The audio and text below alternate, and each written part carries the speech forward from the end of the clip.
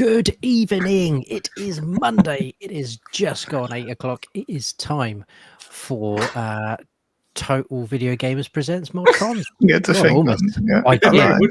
It was almost a Freudian slip there. Almost went straight back into the old school.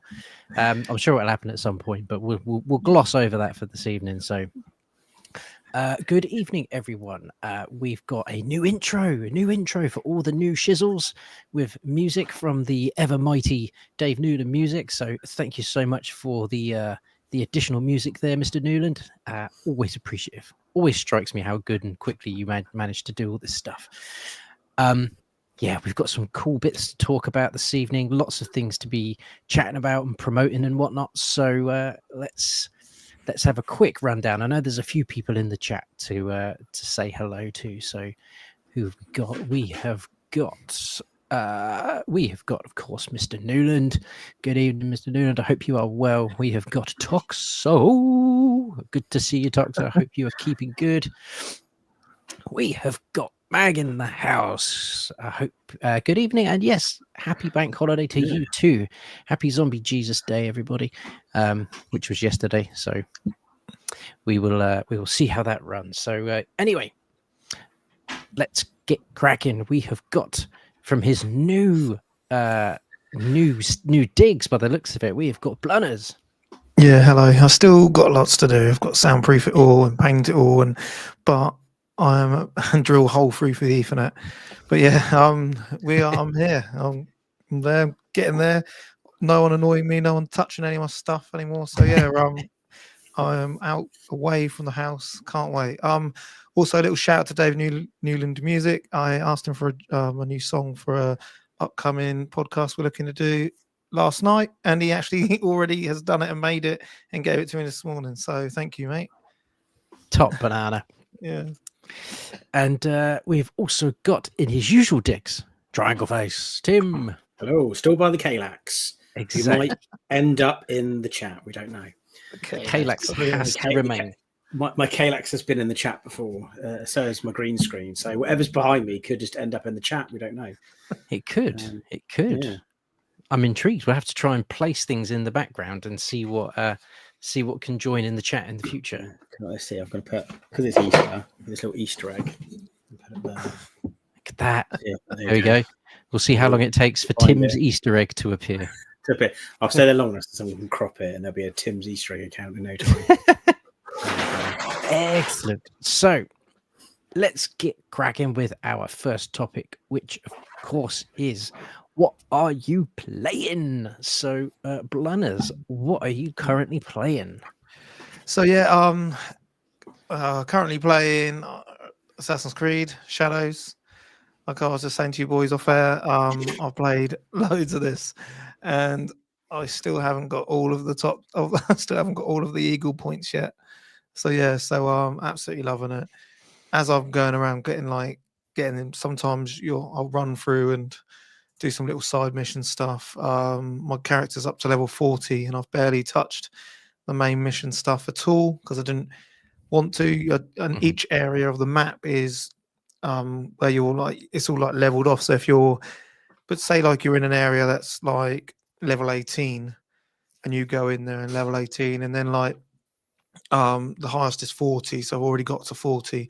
So I'm 42 at the minute. I'm level 42 and I've barely scraped the surface. And I'm just trying to go around and get all the map open, which is taking me a lot longer. The only thing that gets a bit annoying is the terrain. So say you want to go from you want to, obviously I'm going around getting all these eagle points, so I need to go to the tops. And you find yourself just trying to run up hills or slide off hills and stuff, which gets really annoying after a while because and you can get on a horse and then just use left and it does your away point, but it just seems to be miles, and you're like, well, it's just there, and you want me to go out and around, and yeah, so I'm finding that a bit of a pain. But the actual game itself, just it is phenomenal, the way it looks, just the little things of kids just playing in the sidelines, you're running past them, they don't even notice you, kind of thing. I still prefer to play as the lady because she is actually an assassin. I find Yasuke, the main character who plays completely different, is just a beefcake that you just, if say like you'll go to like certain castles and they'll have like 4 guards, like main guards, and every time you take out one of these guards, you'll get an ability point which you can use on your skill tree. Depending on what you're trying to upgrade. There's 6 different things and there's loads of stuff to upgrade on it.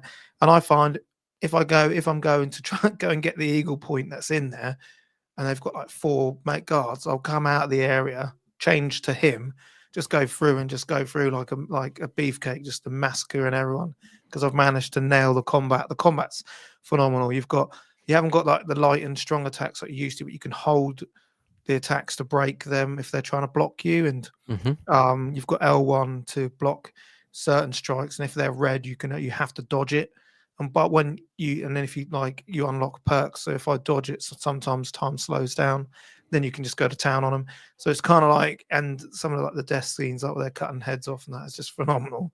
Like the animations is like, my son come down and he just plays like, the typical kid stuff of like Call of Duty and Rocket League and all that kind of stuff. And he come down and watched me and he went, "Oh, I didn't realize Assassin's Creed was this gory. Like, just cutting people's heads off and stuff." And he goes, "You've just lifted someone up like they're on a kebab stick, like like on the samurai sword." So and then so that's the main game. I'm still playing. I'm about 40. I reckon I'm about 30 to 40 hours in. I've still barely scratched the surface. So I'm hoping that this will keep me busy now, which it should do until the Switch 2 comes out. So I've been playing that, and obviously I've been playing a bit of Evercade between. Obviously played Game of the Month, which we spoke on our on our channel, and I've done the video on our Neo Geo, on that Neo Geo collection that's coming out, which has nearly got 1,000 views on it already, so it's done quite well. And I find that Neo Geo collection for me, like I was saying, is a must buy. If you've got an Evercade, I feel you have to have this one, because it's the games on it are brilliant. King of Fighters, do you know what I mean? It's just got some great games on there. And Metal Slug, so the ones that we mainly wanted, and some crazy Chinese. What was a Japanese game? What's called with you? But some great games on there. But yeah, that is what I've mainly been playing. Excellent. Tim, what have you been playing? So I have recently finished Final Fantasy 15. Nice. So it was my little mini review on it. It's not my favorite Final Fantasy game, but it was fun. I found there's a very different tone between doing the side quests and doing the main story. The main story is quite bleak and lots of bad things happen. I also thought the ending wasn't great. I don't think it was an overly satisfying end. I'm not going to give any spoilers, but I was not really a big fan of how it all turned out. I feel like the characters deserved better than what they got.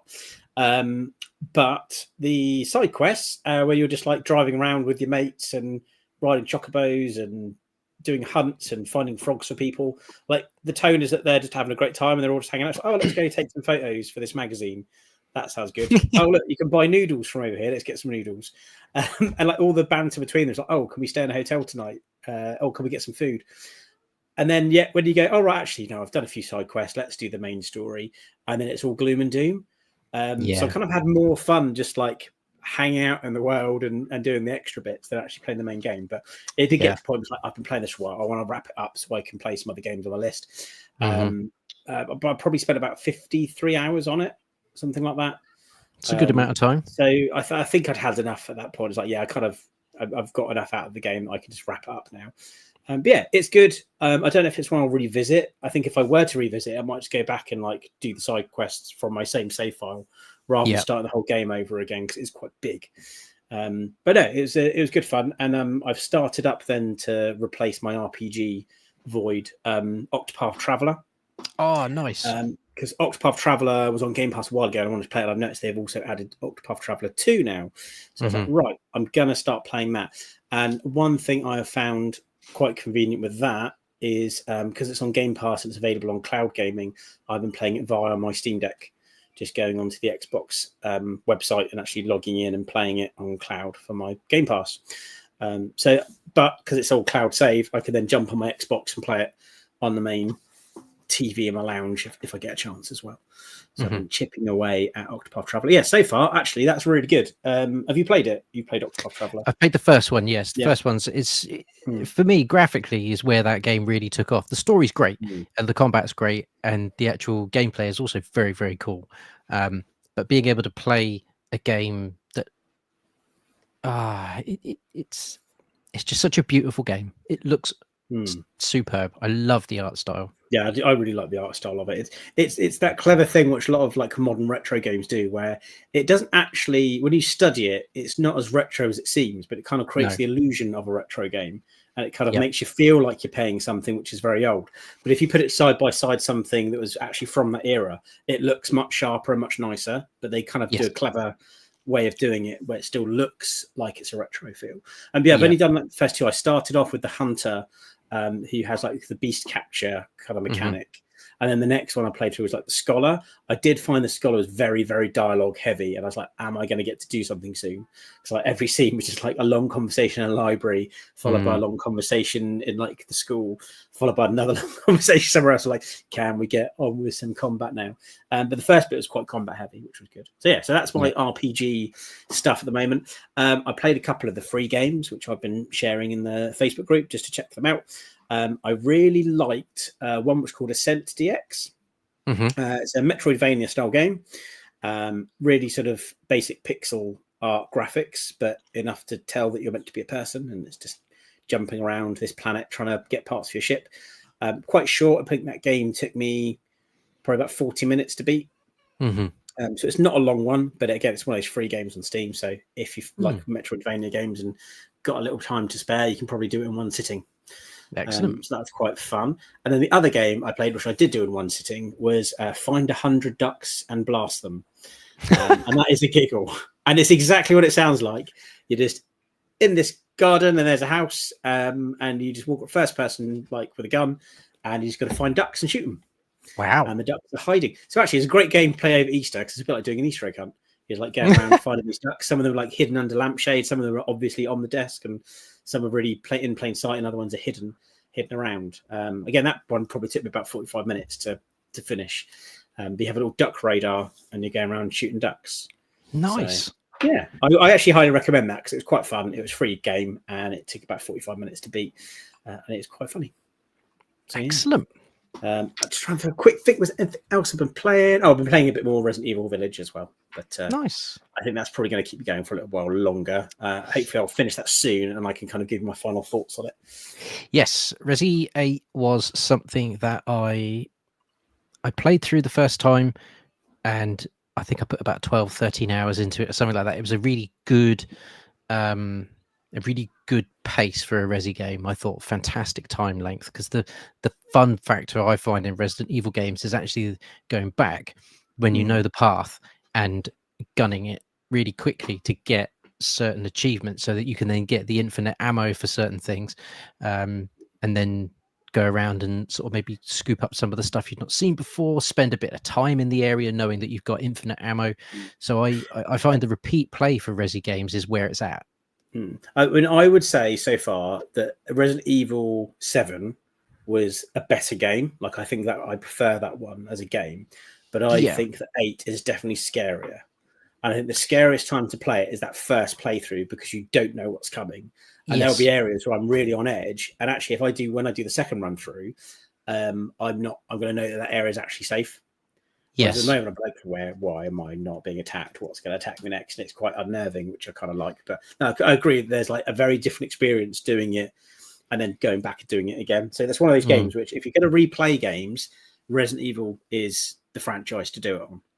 Because it's a different experience the second time round. Yeah, that's going to bring me nicely onto the games that I've been playing. So it's almost like it was a segue. Yeah. I have finished Resident Evil 4 Remake.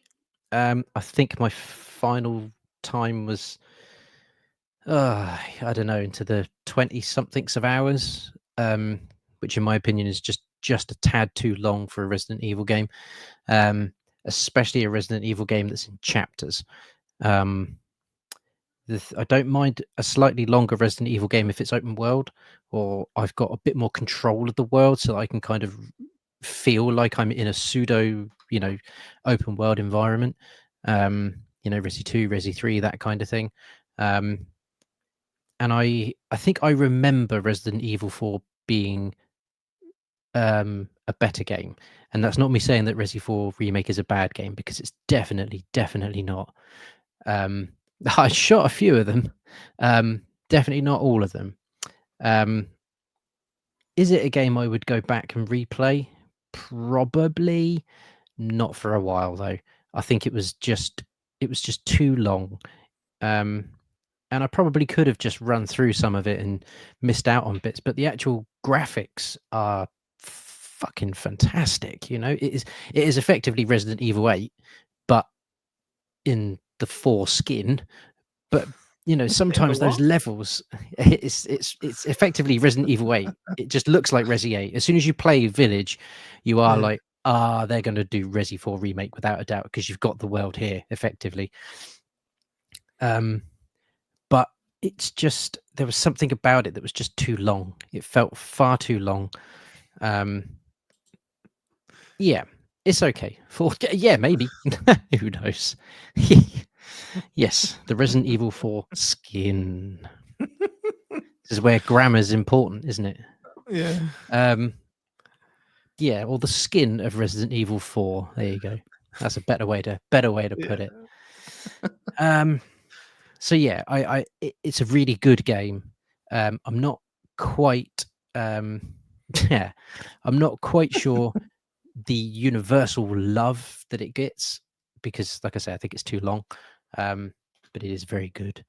I've also been playing quite a lot of Minecraft still. That's still my if I'm looking to just play something for a little bit and feel like I'm going to still get a bit of a gaming experience, then Minecraft at the moment is my little go-to.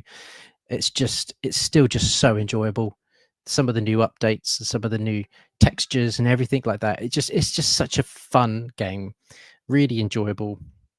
Of course, still riding off the movie hype. Everyone talking about, chicken jockeys left, right, and center. So there we go. I'm still plugging away at Minecraft. And Steam Deck wise, I have been playing quite a lot of Doom 2016. It's not 2017, is it? 2016 Doom. Like I said, I picked that up in the Steam sale. It was £1, something like that. It's such a good game. It's such a good game. It's just a really good, fast-paced run and gun. Kill everything on screen. Get the chainsaw out. Cut people in half. Those, I can't remember are they called, glory deaths, where you sort of you've got them to a certain defeated them to a certain point, they flash, you go in, you pull their arm off. Yeah, it's phenomenal. Who doesn't like Doom? It is just absolutely phenomenal. And I'm still getting a little bit of Angerfoot in there, left, right, and center. So occasionally I'll do a couple of levels of Angerfoot, which is again another stunning game to play for just short little bursts if you want to. So yeah, there's been quite a few little bits. Oh, Dave Newland music. Didn't realize there's a chainsaw in Silent Hill 2. Oh, sir, that absolutely is. As soon as you start that game again and go through, you get to the mill sort of area where they're doing all the wood cutting. There is a little chainsaw stuck in that giant log. Before people take that the wrong way, there you go. So that's a good one. Silent Hill 2 again is something that you can replay constantly because it is different the second time round. You know where most of the scares are coming, so you get to actually sort of play it as a little bit more of an action game. So there we go. Let's move on to our next topic. What shall we go for? Let's go for this one because it seems to still be on topic as from a couple of weeks ago. The Nintendo Switch 2 US pre-orders are opening next week, and the accessories get a bit of a price hike. So, Blunners, what's the news on the Square? So the news that's coming out at the minute is that the actual price of the console and the console with Mario Kart hasn't changed. That's still $450 without the game, $500 with the game. So, well, $499. These are the same prices that was first announced, but all the accessories have gone up. So all of the accessories have gone up like at least $5. So the Switch 2 Pro controller's now $84. That's crazy. Ooh. That's without tax, I think. Is, I mean, they get taxed, don't they, up to? And then $94 for the pair of Joy-Cons. So you'd be looking at over $100. So just mad, isn't it? The thing that's gone up the most is the actual dock has gone up $10. So that's now $120. So yeah, everything else $5. So the adapter, the carrying case, the wheels, weird wheel thing they were trying to promote. I think Donkey Kong's the actual price of the game, like Donkey Kong's still the same. And where they and like we were saying earlier, U.S. President Donald Trump's decision to impose sweeping tariffs on numerous countries, but there's some have been exempt, like the iPhone and some computer consoles. So some things have been exempt, as in computer, not as in PC, not as in actual consoles. So I don't know whether Nintendo have managed to get their actual console on the exempt list, but everything else isn't. Because by the sounds of it, they might have, because that's why that hasn't been bumped up. Like, it's just all the accessories they have. Exactly. Okay. Interesting. Because you think if that's gone up but if it's gone up $10 for something that was just over $100, if that's $400, that's looking at an extra $40 on top. So that's crazy money. That's it's almost unfathomable, isn't it? And I still find it. So tax varies from state to state. Yeah. So I mean that in itself, again, I mean each state is almost like its own little country, which is again is bizarre. Well, that might be how they've got around it then. If it's made in Vietnam, Mike's put there. Yeah, I'm sure they were on the initial big hit list for something, weren't they? I know it's all sort of reduced down to 10% as a sweep now, hasn't it? Everybody's got 10% for 90 days, and then he'll figure something else out. But it's just complete madness. I mean, I know video games is a hobby; it's a luxury. You know, it's not it's not food, it's not essentials. But at the end of the day, it is something that we all enjoy. So of course, you want it to be as affordable as possible. I think it's one of those things as well, though. Like where it is a luxury, it's something which you can't go without. Whereas, like if an essential item goes up in price, you have to just take the hit. Like, oh well, eggs now cost more. I'm going to pay more for eggs. Whereas if it's a console, it's going to be a lot more people actually just missing out because they can't justify putting that money down on it. I think more people are going to be missing out to go, you know, I actually can't justify spending that much money on a new console. I'm just going to have to wait until the price comes down. Yeah. Which we were hoping that, like, I was hoping that they got it out March, the same time like the original Switch came out, and then they would have missed all this crap to begin with. They would have got a first lot of batches out, and by holding it back and taking long to get it out, they've kind of shot themselves in the foot. So it's like, and I think it just pushes stuff more to go digital, which is what I don't want, because obviously we're all physical. Our physical media and that. But then people are going to be, why are we going to be paying extra to get it physical? Because that's what's really annoying me. I'm so annoyed that the Mario Kart is just a download code. I'm fuming about that, because obviously I've got every single Mario Kart from the SNES boxed. So I will have to get this at some point in box. So it's just annoyed me, the fact that there's less in the port. Yeah, exactly. So yeah, It is becoming. It's a nightmare. But I have put in the comments today, so I have put in there have you managed to pre-order one? Because and at the minute 73% haven't, but I haven't. I have, and I haven't put myself down as a yes. But yeah, I haven't pre-ordered one. I would really like to get one. It's one of those things where I know there's the itch at the back of my brain that's already started. Of like, you want a Switch 2, so you should get one. I'm not ready to do it yet, but I'm going to have to. Thing is, though, when I'm looking at the price, I think, well, actually, I'm probably going to go for Advocate Alpha at some point. So I might go for that before I go for a Switch 2. And then there's a chance they might come down in price, or, you know, I might just wait. Because again, I've got a huge backlog.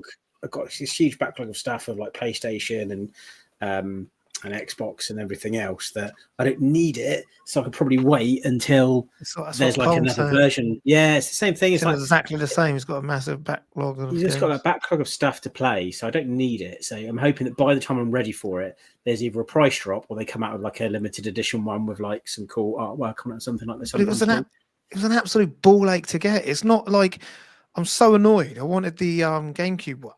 I've been sitting around waiting for a bloody code. I never got one because I wanted the GameCube controller, and Nintendo, the way they it's so annoying. It's like, I think Amazon tried doing it, didn't they? And then I think and then Argos did it. And I remember saying to you, Ollie, "Oh, Argos," and within an hour you were like, "Yeah, all gone." And they're all taking money up front as well on this one, whereas normally they don't. Amazon hasn't actually, or for me, but the other ones have. But it's like, it's so annoying because it's like it wasn't even easier to to get one. It was like, yeah, they're flying out. yeah, you had to be on the money at the time, ready to go, and not miss a beat either to get your Switch 2. And this is the first time for a little while that I've not gotten a Nintendo, or won't be getting a Nintendo console at launch, purely because I can't actually afford it right now, and that's the that's the big kicker. And that's not to say that the Switch 2 is overpriced. I think the Switch 2 is actually very fairly priced. So the price of the thing isn't actually the kicker for me.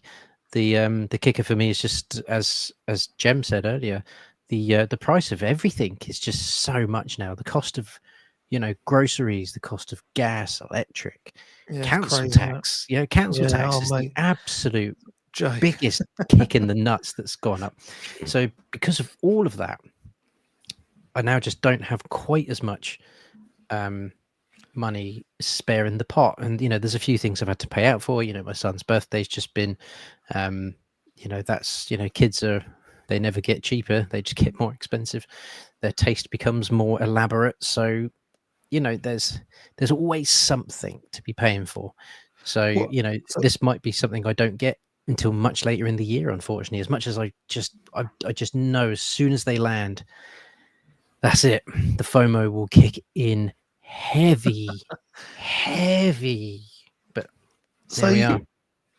I was just what Cole's put on here. There's one thing that has really annoyed me. I won't swear. I was going to swear. One thing that's really annoyed me is the fact that I think I was saying this off air last week.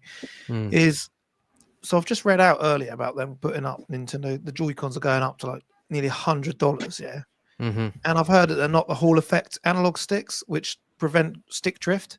By the look, I'm looking at these Joy-Cons and they look like it's just the same crappy analog stick, which I think is ridiculous if that's what they are, which I wasn't happy about it last week when I found out that Nintendo have come out and said it's not the Hall effect. So they're magnetic around, so they'll never get stick drift. Whereas I think you're finding like PlayStation 5 controllers get it as well, stick drift. And if these ones start getting stick drift again, you're just causing yourself to go down, because they got sued big time. And I just think, I know that he's put here, has anyone seen any truly difference? Yeah, I do feel that there's a big jump, because you're now looking at, I think the rumors are PlayStation 4 Pro power in your hands now. So you're going with that kind of, and you can see from the Mario Kart, it just looks fantastic, which is what we'll talk about the direct bit later. But just the fact that it's able to run so-called some AAA games like it did, and I think that will only be for the next couple of years, and then once they bring out the next evolutions, that's probably when it will stop again. But at the minute, it's going to be able to play all these these high res, the top end games, which it's so.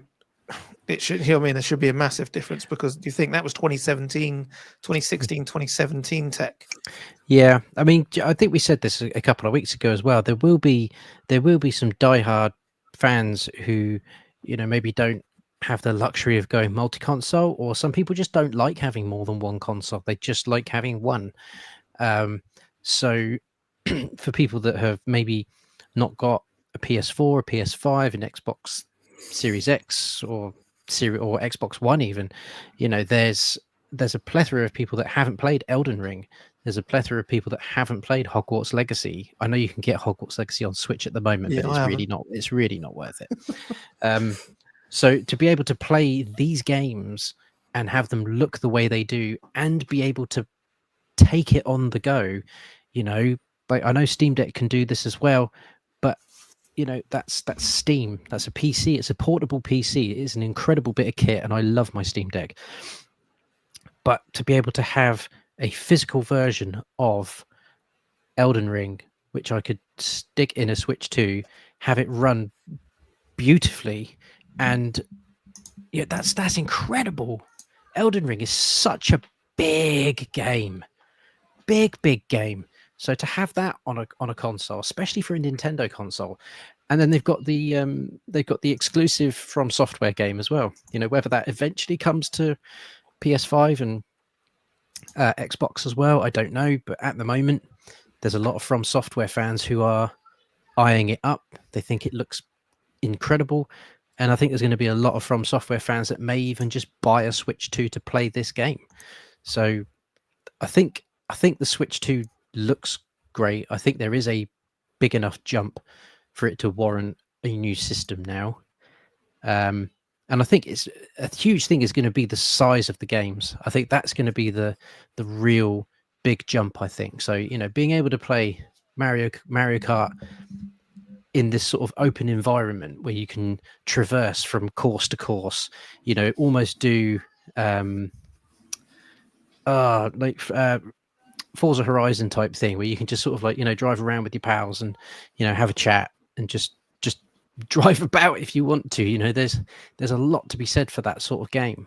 And that Donkey Kong Bonanza, I know loads of people are looking at it like, oh, graphically it doesn't look good. It's like, it looks fantastic, and it's also going to be huge. And the fact that you can destroy pretty much everything in front of you, you know, that takes up a lot of power. And yeah, all right, you can argue whatever game can do it on a PS5. You're like, yeah, but that's the PS5. That's a stand home console. That's not a console that you can take on the go with you as well.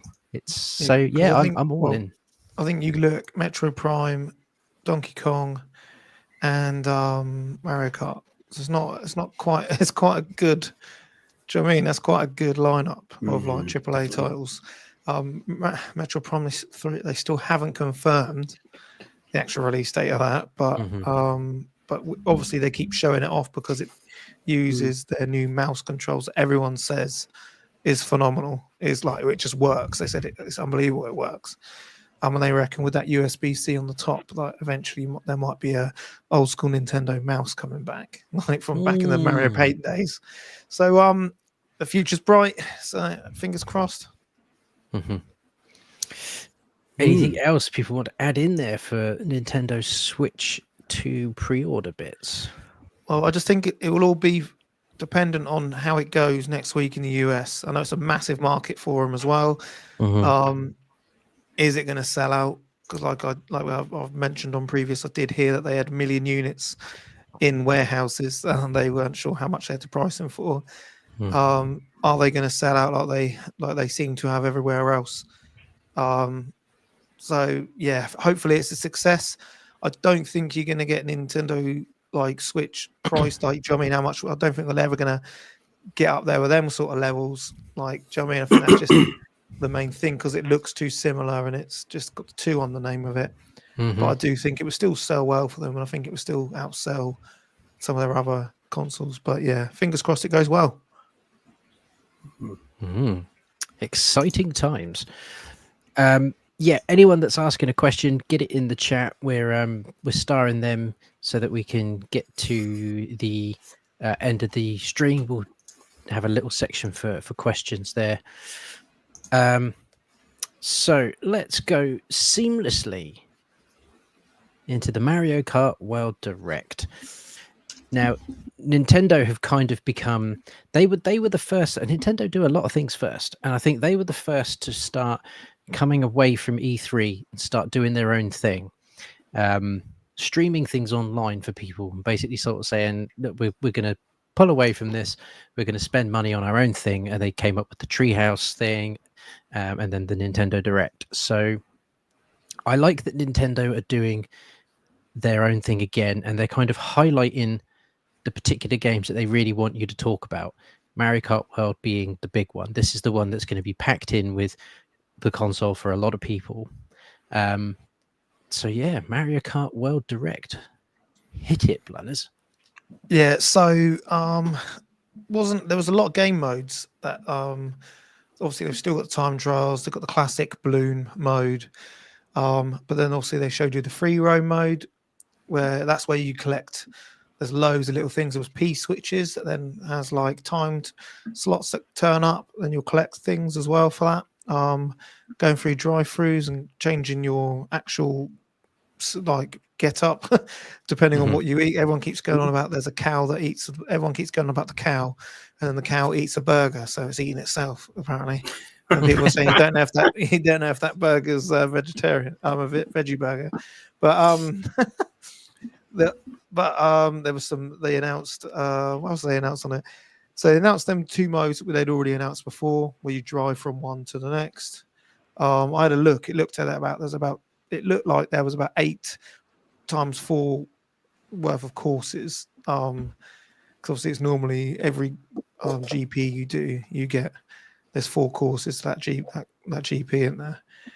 There was some new power ups. There was a big mushroom, throwing hammers, a weird like shell coin, which didn't really seem great. Yeah, and then the 24-player mode looks crazy. I love the knockout mode. So like you got to get in the top section to actually stay in the game. And the online looked phenomenal. The fact that you meet up, once I will be putting it out there. So once I've got it and got it all up and running, I'll try and do some TVG get-togethers with people. But we'll look to expand that. But yeah, you meet up in the lobby and then you can go off and drive together. If you've got the camera, I think you can use any camera, but certain cameras are saying. But yeah, you can meet up in the lobby like you would do for like normal like online games as well. It'd be interesting to see what the actual online's like on the actual like release week. I can imagine it might be a bit odd. They showed you a lot of the course, like all the new courses. I'm just trying to remember what else was on there. The game chat functions that we spoke about there, but it wasn't, and it was only like 50. Yeah, and it was only like 15 minutes, so it wasn't like a real long direct or anything like that. It was just a little bite size, just to, just to like let everyone know what's coming in like next month, nearly. Yeah. So yeah, I have done a live reaction on it, so if you haven't seen, go onto our channel and check that out. But yeah, that is pretty much the main things I covered on there. Is what happened. But yeah, some of the new courses look good. It also said it's got some old courses in there, but I do feel with a keyword, like I've said before, world, I do think eventually we'll have new parts slapped on as DLC onto this world, because I don't think with that variable pricing of $80 US, I think they're gonna have to try and warrant that money, if you know what I mean. Mm-hmm.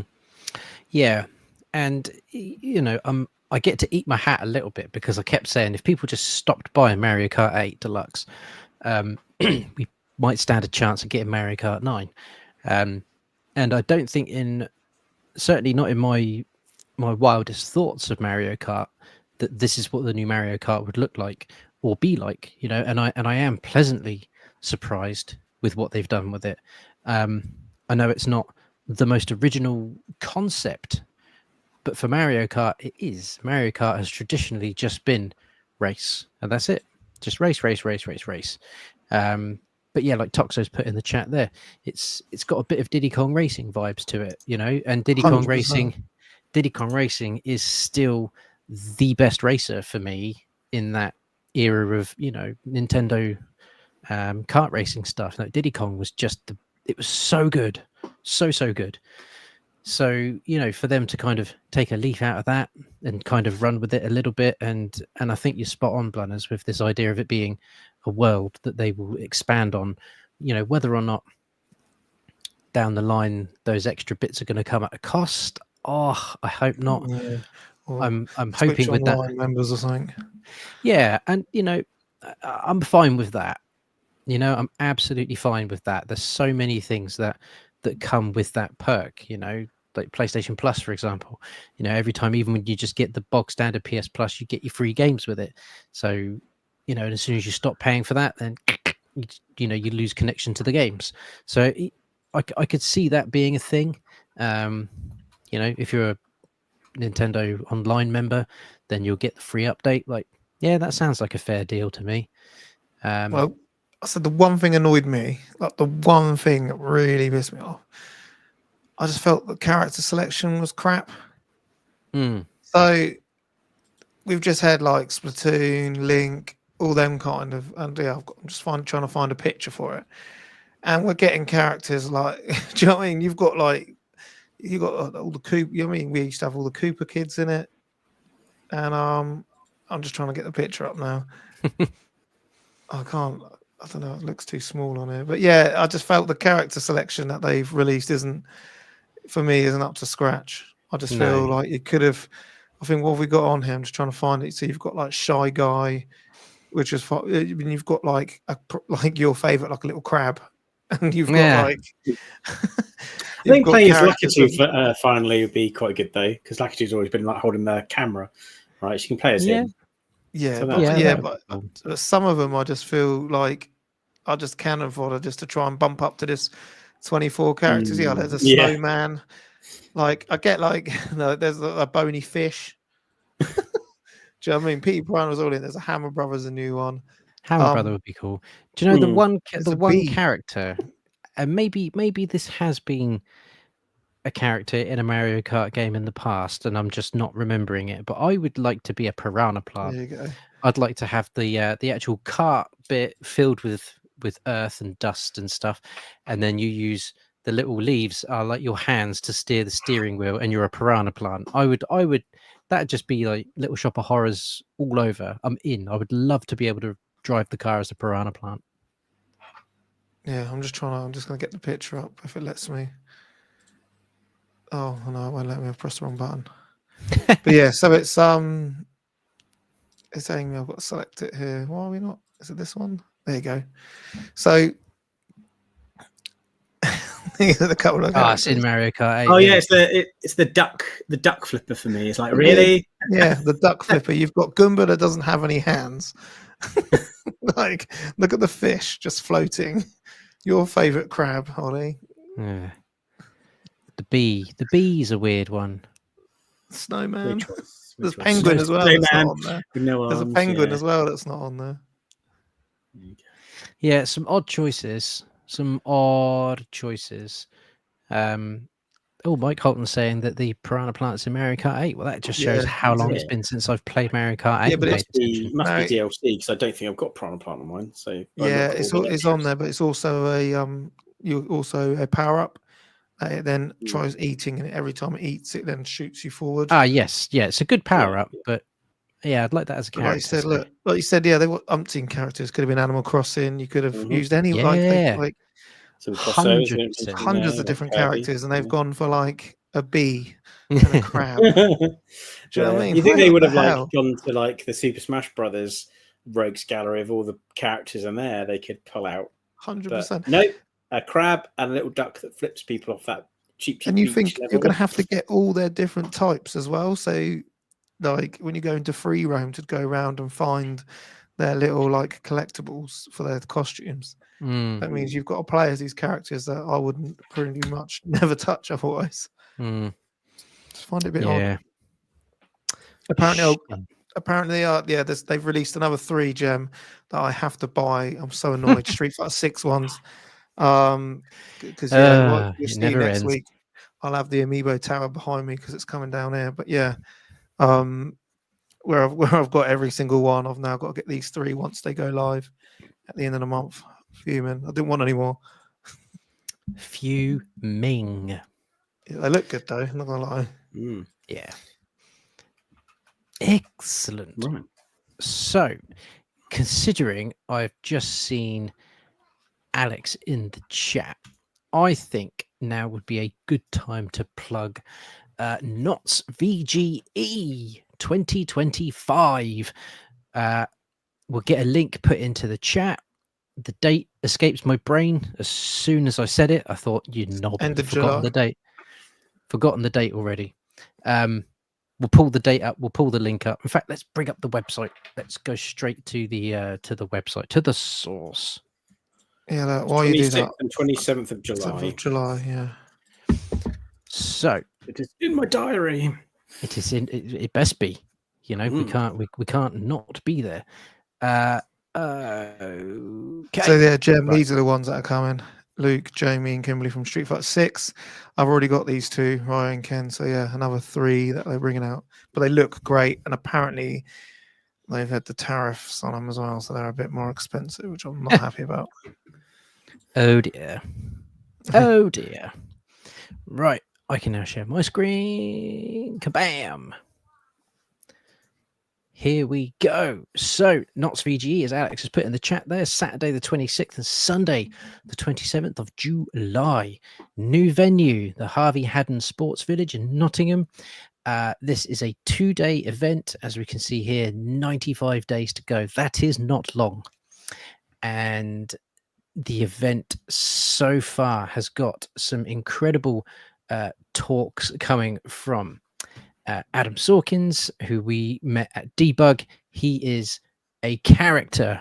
We had a lot of fun talking all things gaming with Andy. Wow. We've got Matt Porter, who I believe, correct me if I'm wrong, Alex, but I'm sure this is Matt's first time appearing at a game convention. So this is going to be a really good fun talk. We've got Tony Warrener, who was from Revolution. We have got Stu Cambridge. He helped create Sensible Software, which of course has got Sensible Soccer. So there's going to be some incredible conversations had around here. We spoke to Stu many years ago, so this is going to be a great one to revisit. We have got Dave Hayward, who says here, MAME Evolution veteran. I had to try and put my teeth in to say that. And then, of course, down here, we've got Our Ugly Faces. We are going to be at the event for the whole weekend. We're going to be hosting the talks. We're going to be running some panels. We've also got a couple of competitions that we're going to be running. So we are going to be holding a Donut Dodo competition, whereby last year we held it. It was really good fun. People seem to really enjoy it. And there is a Street Fighter competition, I believe, which is going to be making a huge comeback from Bristol VGE. The Street Fighter tournament had a lot of people talking about it, a lot of people around watching the various people compete, and made me realize just how bad I probably am at Street Fighter. I was apart from Tim. But I think when we did Knots previously, no one beat my score on Burger Time or on Donut Dodo.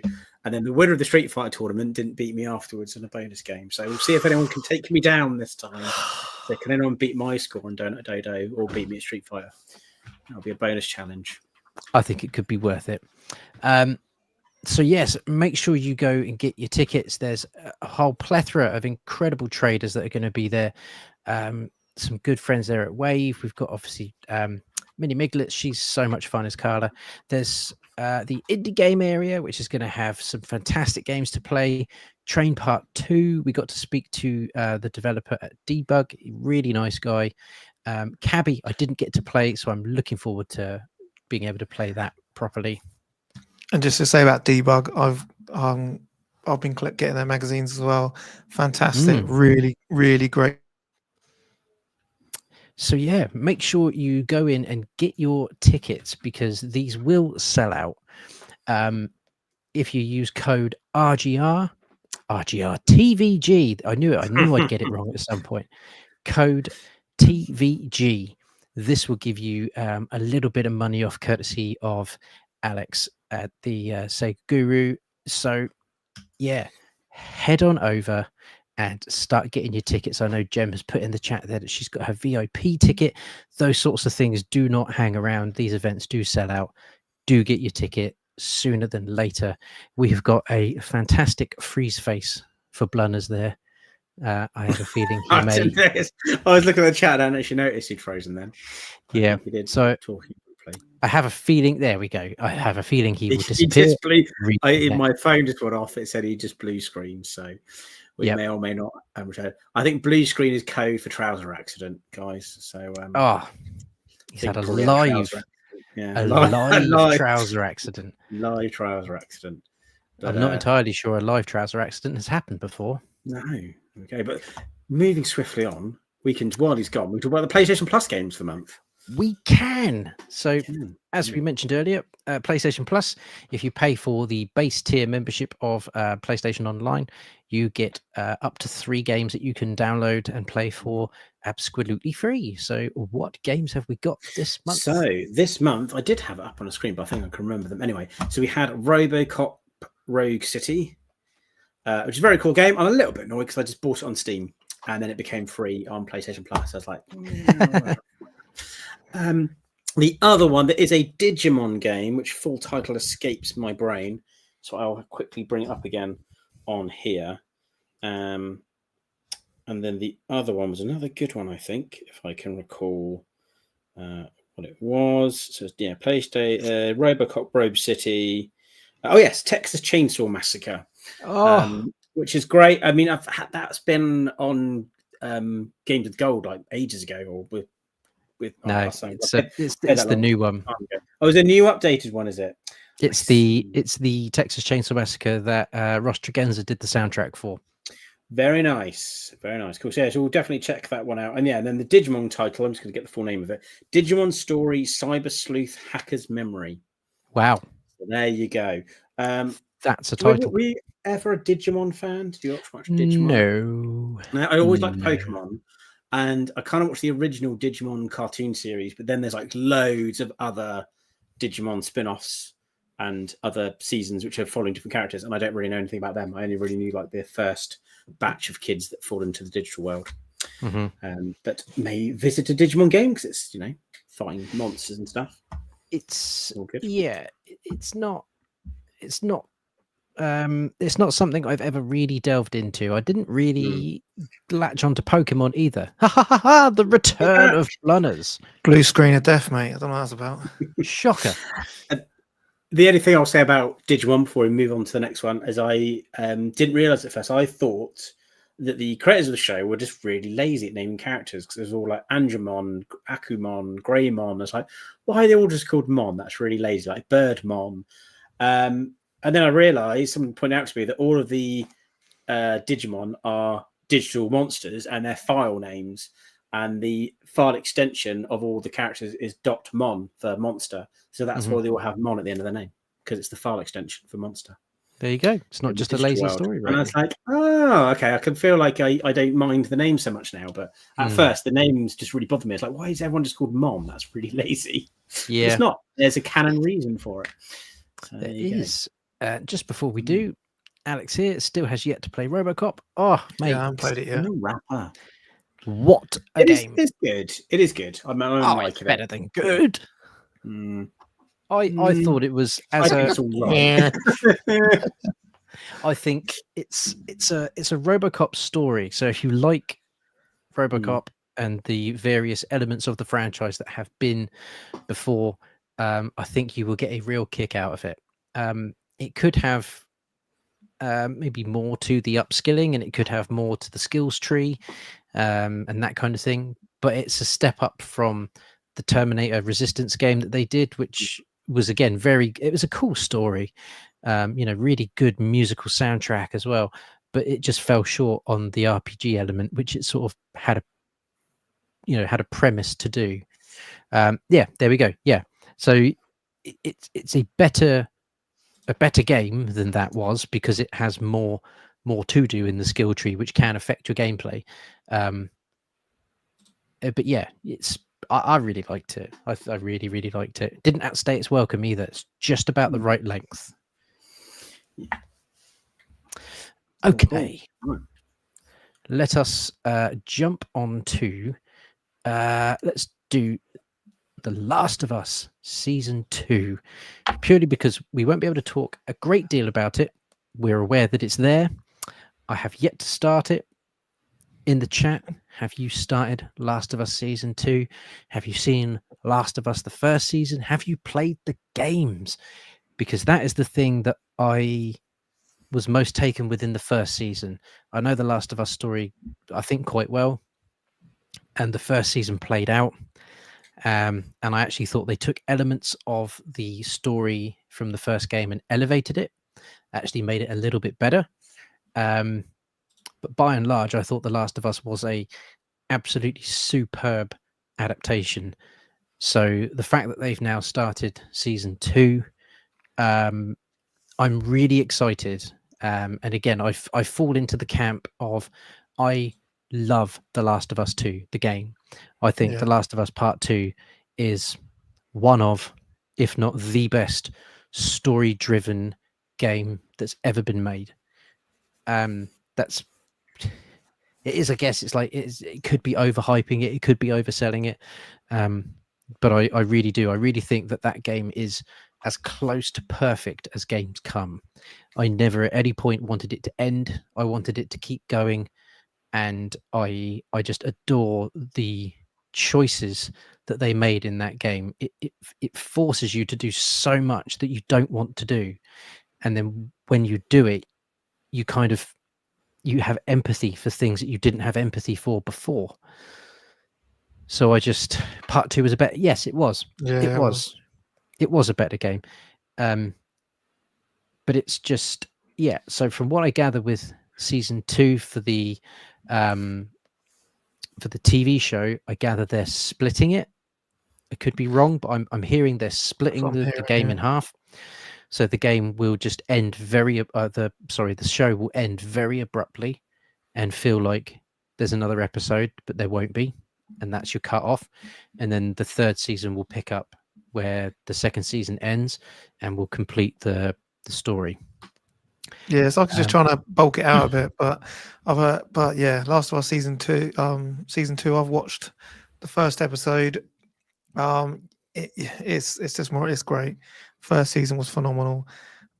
I'd hope that they padded that out a bit more, to be honest, as in they could have made it a bit longer, but I think where it's like more of these first ones always like the pilot to see how it does. Yep. And if it falls on its ass, then they just don't bother, do they? So like we were saying off air, I don't want them to follow exactly. I want some different stuff that I'm not expecting coming, because do you know what I mean? From playing the game, it is fantastic, and I just hope that it lives up to the hype, basically. Yeah. And I know, Tim, you've not played the second game, so I don't want to ruin any of the things for you, because I avoided the second game on the PS4 because PS5 was just around the corner, and I had this feeling that they were going to do a disc PS5 version just with slightly better graphics, which it wasn't better graphics, it was just a higher frame rate and everything just looked prettier. But that game is a treat. There's things that happen in the story that are hard, and it really goes for it early on. Like it sets up what's going to happen in the game within the first hour, and it's if you don't know what's coming, it is a real heavy blow, and then the game just follows from there. So I'm hearing that particular element of the story where it all kind of turns and twists, I think, is going to be in this next episode, possibly. Which, if it is, then I absolutely take my hat off to the producers, because that's a good move. Because it's I don't want to talk about that part too much, because if you've not played it, you're not going to know what it is. So it's a good chance that if you're just watching the TV show, it's going to hit you much like it does in the game. So yeah, I could definitely go watch. I did enjoy the first season, and I think it shows like this that have really kind of opened up the doors now to say, like, right, you can make media based on games, and it can be this good. Like, I think this and the Fallout series were top tier, like TV shows that are based on games, and anyone who's not played the games can still fully enjoy those shows. 100%. Yeah, my wife has never played Fallout. She's not really played many video games, but she's never played Fallout, never played Last of Us, and loved both of those shows, which is a testament to the production, but also the game. These shows do follow the games pretty good. And that's going to lead us on to a fun little section before we get to Tim's free Steam games that he's been playing. So the next one we thought, which would be a bit of fun. We always talk about video games that would make great TV shows. We've had our picks of things that would do really well. So what TV series would make a good game? it doesn't happen all that often anymore where you get movie tie-in games. Occasionally we still do. Occasionally we get some good ones, like the Avatar game was pretty cool. But by and large, when a big movie came out, you always had a game that came out with that movie or that TV series, and that just doesn't happen anymore as much. So let's have a feel free to get in the chat. Oh my god, yes, that hello. That would be a top tier TV series game. Do you know what the best thing that could be? Would be a Telltale game, point and click adventure where you are Renee and you. Oh my god, yes, I'm all in on that. So yeah, what TV series do we think would make a good game? Keep your ideas coming in the chat. Have you got one, Ollie? Do you know, there are a couple. I'm looking up at the various movies and TV shows that I have and love. Again, another thing that would possibly work as a bit of a point and clicky type adventure would be a Twin Peaks game.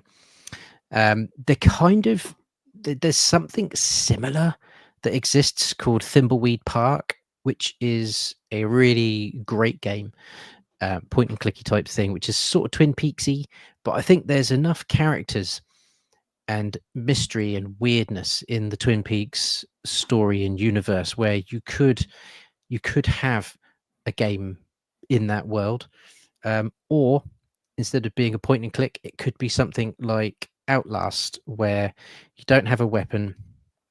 You just have to navigate the town of Twin Peaks, unearth some of the clues to help progress a particular thing.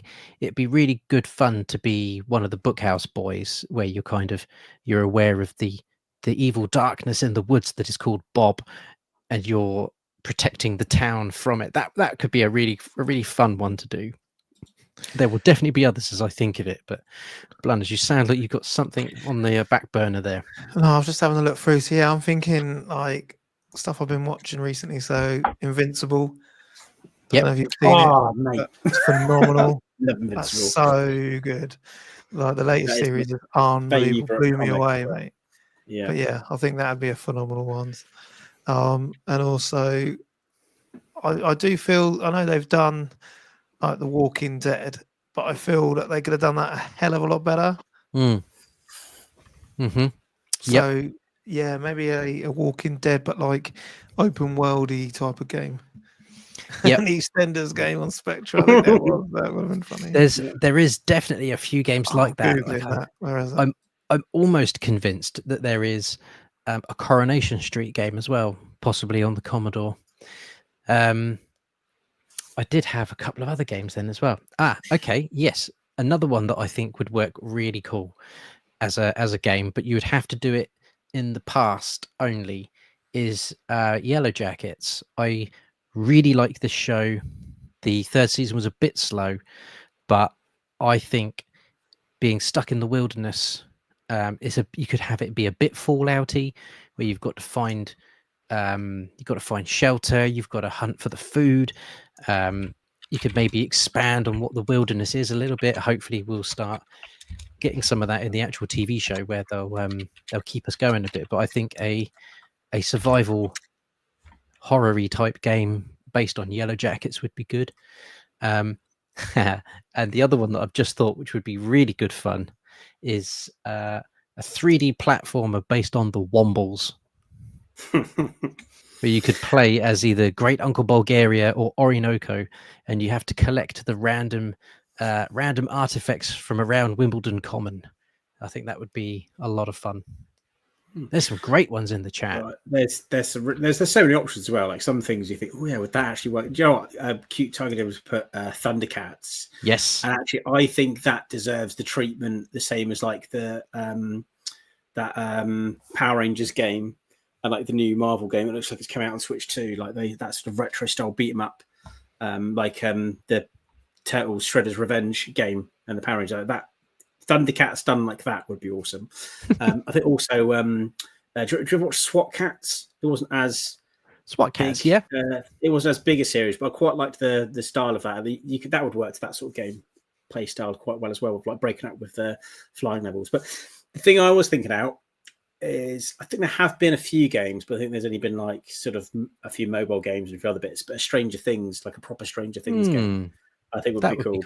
But I think it would be fun if they set it completely separate to where the series is based. So don't include any characters from the series. So set it in the 80s in a completely different part of the world, where they're still dealing with the Upside Down and something else. Like the same sort of events are happening, just the other side of the world somewhere else, or just somewhere else in America. I think you could then come up with a really good original story that plays around with the Upside Down mechanics and all that sort of stuff.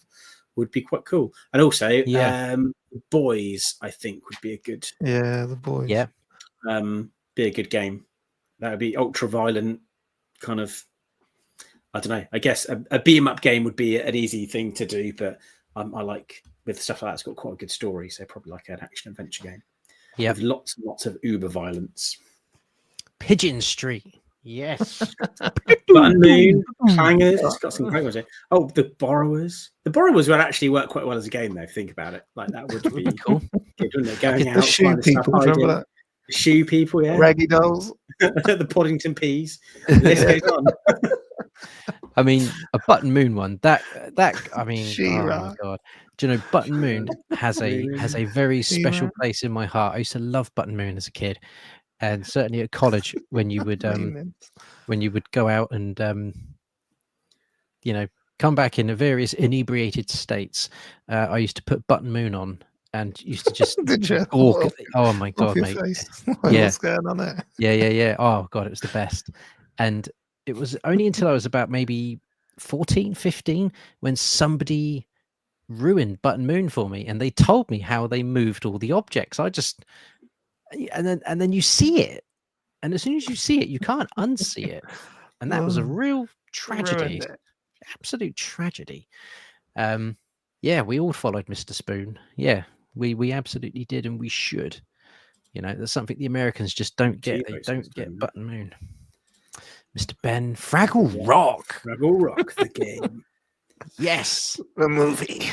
There's so many. Oh, this is going to keep going. Saved by the Bell. I know. Saved by the Bell. The twist. Round the twist game. Right. Wow. Round the twist game. The hurricane. Yeah, because the Round the Twist game would have like a different thing happening each level, wouldn't it? Yeah, it would. Yeah, like you said there, Blunners, we could have a Hurricanes one, which would basically just be FIFA, but with the Hurricanes theme tune playing. I think you could literally, at this point, we could literally have a game on any. I can't think of a series that wouldn't make a good game, because if you've got a good creative team behind it, you could turn any idea into a good game. You could come up with something clever for it. Yep, I've also just thought of another one that I haven't seen in the chat yet. You could have a Galaxy High video game where you jump between various planets, doing various research tasks for your school project. Funhouse would be a good online PvP sort of game, like Fall Guys. Yeah. Funhouse. Captain Scarlet. There's so many. There's so many that could be so much fun. Man, if only we had like an infinite pot of money and some bored developers. Like Thundercats, like they just don't want Power Rangers. Yeah. Right, yes. Yeah. Absolutely. Okay. Keep the ones coming in the chat because it's great fun to see them. Moving on to our semi-last topic. Free Steam games. Everybody loves Steam games, right? Everybody loves free things. So Triangle Face, hit us with some games. Share my screen. Let's just share my entire screen. Allow. And yes, just before you do, Colm, yes, I agree. We are all showing our age here. Yeah, absolutely. Yes, right. So the first freebie, Granny Kick Neighbor, completely free. I think it's temporarily free. You go around and smash stuff Granny's house. I think you are the granny. I think the they got the mittens on. Yeah, you are put up to your neighbours, being too noisy, and you go in and you mess up the house. Oh, he's on the toilet. You shot him in the toilet. Yeah, the trouser. He's running away. It's because you can gun him down. You can gun him down. Fed up of Massacre Granny. Let me read the thing on here. It says, Granny Cat Neighbours is a stress-fixing game that allows you to unleash your frustration and have a blast in Destruction Simulator. As a grandma or grandpa, you have the opportunity to smash houses, offices, supermarkets, and even a pizza restaurant. With its funny gameplay and crazy physics, this game offers a unique and entertaining experience. There you go. I won't read the whole thing because there's quite a bit going on there. Yeah, look at that. Your neighbour is one fine day you're tired of your neighbour always making noise all hours of the hours, and it's time to get revenge. Pesky But kids.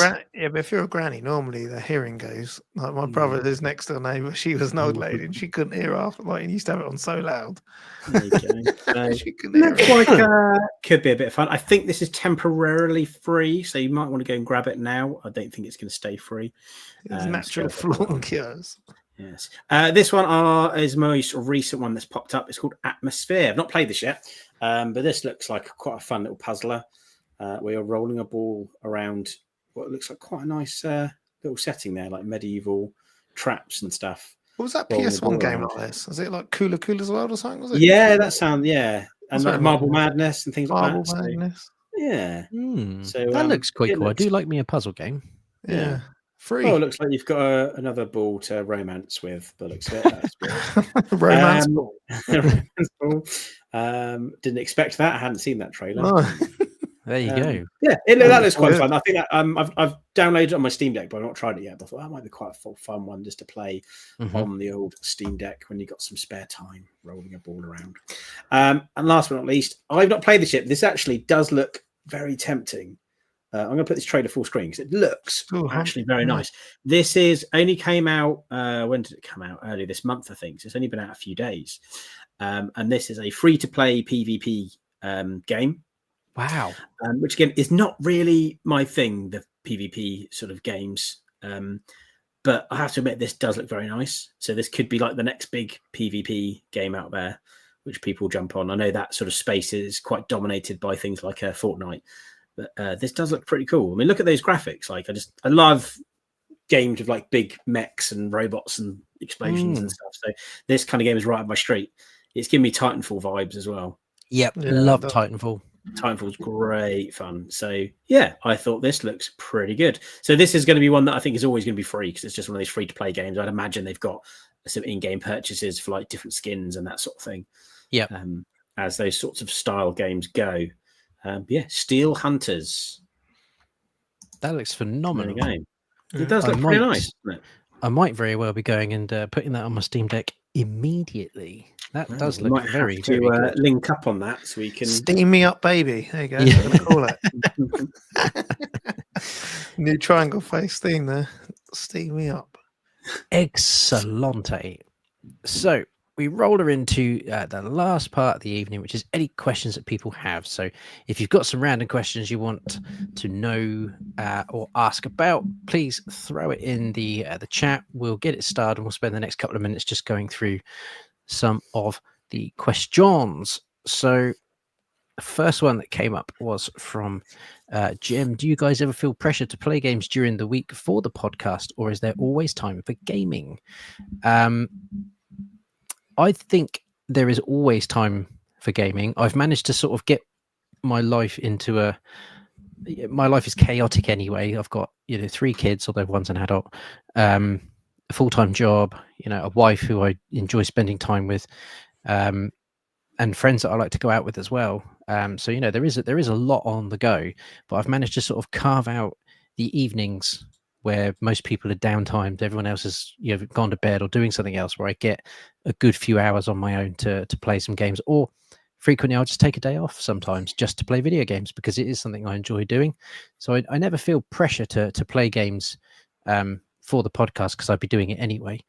But I think on the previous show I'd mentioned that there are times where I don't game for maybe a month, sometimes 2, and that's normally if there's a whole bunch of TV shows that I've missed out on. I catch up on all of that good stuff as well. So, but yeah, there's so many games in the backlog to play. I'm never short of games for sure. What about you guys? I would say exactly what you said, pretty much to the letter. So very similar sort of lifestyles we lead. I wouldn't say I feel pressured to play games because again, I actively look for time to play games. But I do find that now I'm pushing myself to try different games, and especially with like Evercade stuff, because we've got the Evercade podcast. I want to make sure I'm playing Evercade games. And I think if it wasn't for the Evercade podcast, I probably wouldn't be playing my Evercade as much, because I'm more focused on like my VR and my PlayStation. But in a way, I kind of like that, because it's pushing me to like jump between the systems and play my retro stuff and play Evercade and play modern. So yeah, I suppose the only thing is, like, when we talk about what we're playing, if I don't want to be saying I'm still playing the same game every week. So I want to make sure that if I am still playing one game, I've played a few other bits as well, just so I've got some other stuff to talk about. But I wouldn't necessarily call that feeling pressured. I think it kind of gives me a bit of a steer, which I don't dislike. So I'm quite happy to like push myself to try different games. Nice. Bladders?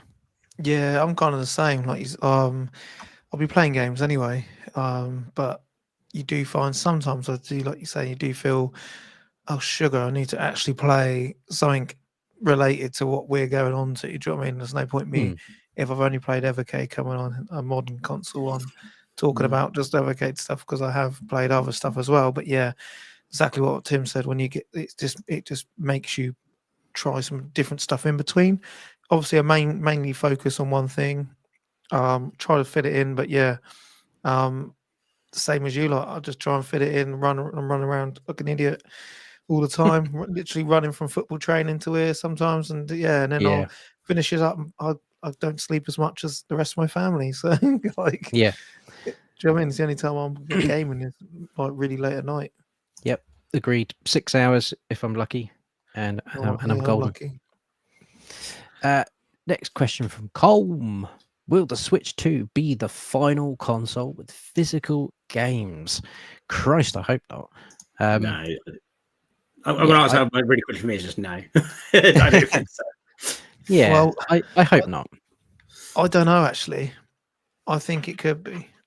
As in, a lot of the, like, everything's just seeming to go down this digital market. And I think if they're banging these ridiculous 100% tariffs on everything, people are not going to be paying the money for physical copies of things as much as that's what we want.